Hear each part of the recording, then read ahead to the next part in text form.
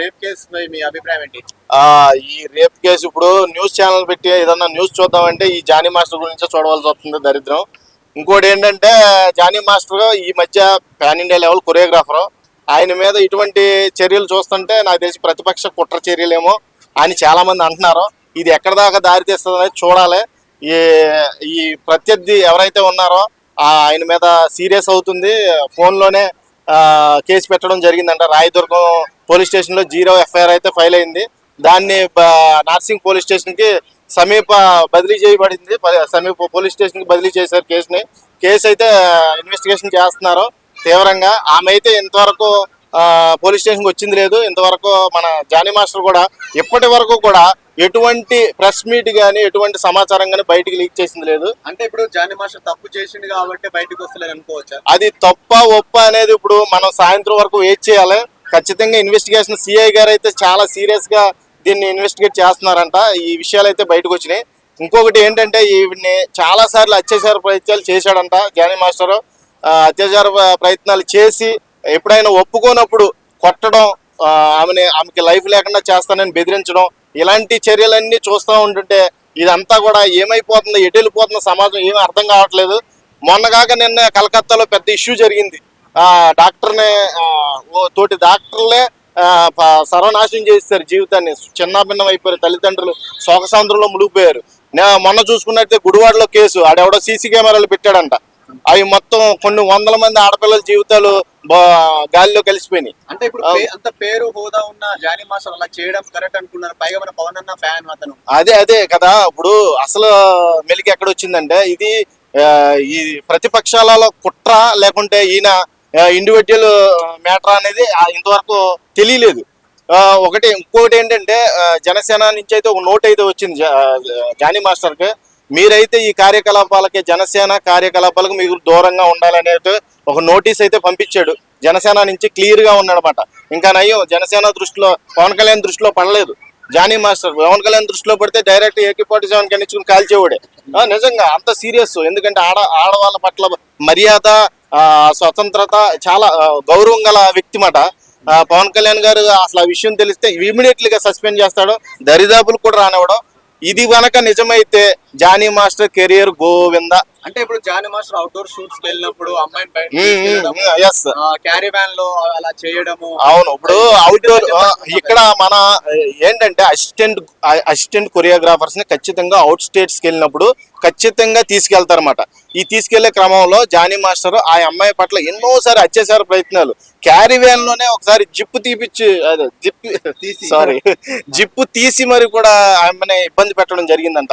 ఇక సహించలేక భరించలేక ఈ మానవ మృగాన్ని నుంచి తప్పించుకోవడానికి అర్ధరాత్రి 12 గంటలకైతే నార్సింగ్ పోలీస్ స్టేషన్ ఫోన్ చేసిందంట. ఫోన్ చేసి 0 ఎఫ్ఐఆర్ ఫైల్ చేయాల్సిందే.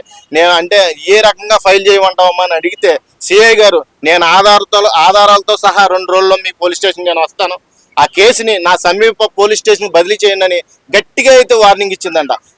దీన్ని బట్టి చూస్తుంటే ఆయన వెంటనే ఈ కేసుని 0 ఎఫ్ఐఆర్ ఫైల్ చేసి వెంటనే నార్సింగ్ పోలీస్ స్టేషన్ తరలించాడు. ఇప్పుడు ఈ ఇన్వెస్టిగేషన్ అయితే జరుగుతుంది. సిఐ గారు అయితే పొద్దున్న ప్రెస్ మీట్లో చెప్పాడు, ఈ రోజు సాయంత్రం లోపు ఎటువంటి చర్యలు తీసుకుంటామో క్షుణ్ణంగా వివరించాడు. అబ్స్కాండ్ అయ్యాడు. ప్రస్తుతానికి కనబడట్లేదు, జానీ మాస్టర్ కనబడట్లేదు. ఈ అబ్స్కాండ్ అవడం వల్ల ఏంటంటే ఈయన చాలా వరకు తప్పులో భాగస్వామి అని అందరికి అనిపిస్తుంది. ఎందుకంటే జానీ మాస్టర్ చేయకుండా ఉంటే ఈ వాటికి స్పందించేవాడే. లేకుంటే ఇది ప్రతీకార చర్య లేకపోతే ప్రతీకార కుట్ర చర్య ఇది అది ఎంతవరకు న్యాయం, ఎంతవరకు సమంజసం అనేది ఎవరికి తెలియట్లేదు.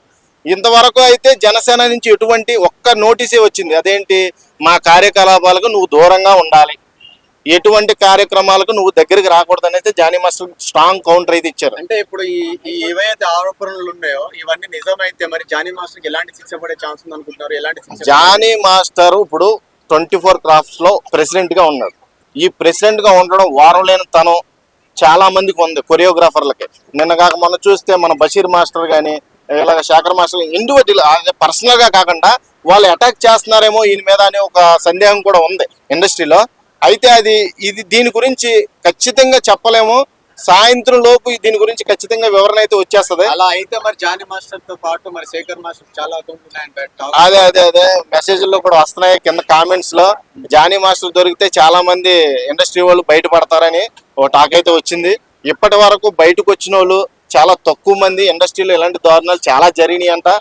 ఇవన్నీ కూడా బయటకు వచ్చే అవకాశం ఉంది ఈ జానీ మాస్టర్ కనుక ప్రూవ్ అయితే.